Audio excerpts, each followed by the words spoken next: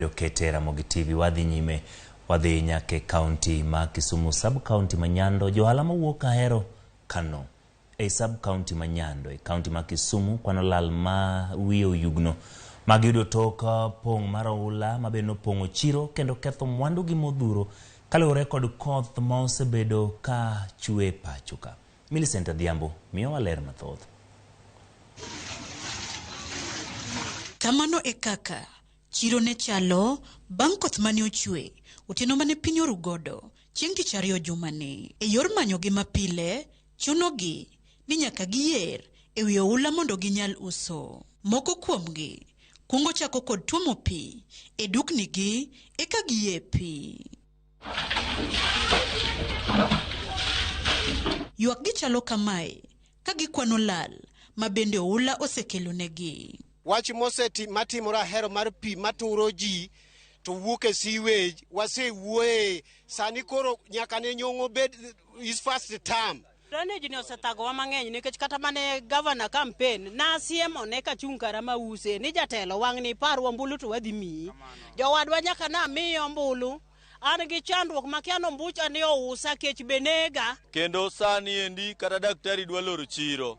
Nikech chiro nyo minyago donje kendo gik moko kethore mang'eny e chiro. Amora amora ma koth ochwe to pi nyaka pong donjnwa e udi. Mae miyo alal mang'eny kata gik ma atiyo godo e saloon kaka braids pi odonje ma sani ok anyal usogi. Kidhi e duka na kata ibro ka fertilizer te pi no odhi godo. Chiemb gwen pi odhi godo. Koro kaka nyalo timo tama. Jo alabe onge kwe. Nyocha waloke pi tich ariyo nyaka otieno. Nyoro nyo waloke pi nyaka otieno.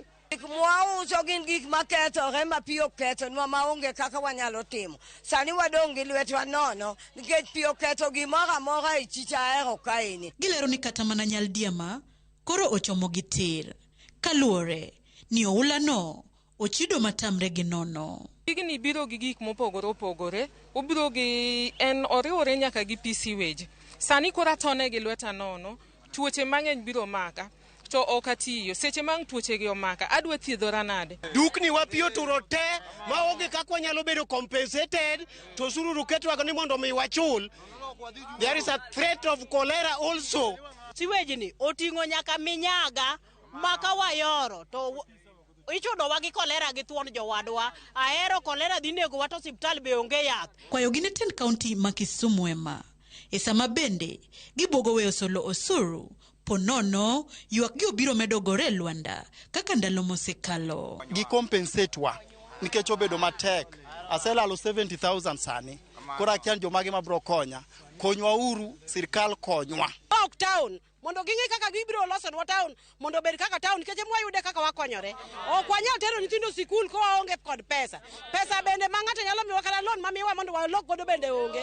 Ithagori kendi to kisethagori kendi to pi chak dok riwore gi chieth to omena koro ng'ich maonge. En Ahero kochomo yo. Wadwa ni mondo county government mondo losnwa ka mondo bed maber kaka town manomiyowa. Koro wan wadwaro wakwayo kony mondo Ahero bede Ahero machon mane wang'eyo.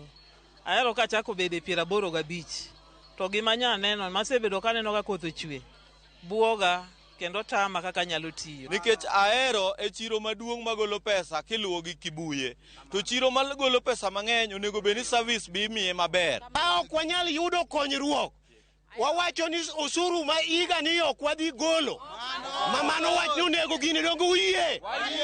Ma en midhiero mabende johala e chiro ni Ahero yango ni oserocho ohandgi kuom kinde kendo koro gin kod geno ni wang'ni sirikand kaunti ma Kisumu biro chopo mar resogi e lwet oula mapile kinde koth ma ok olewo.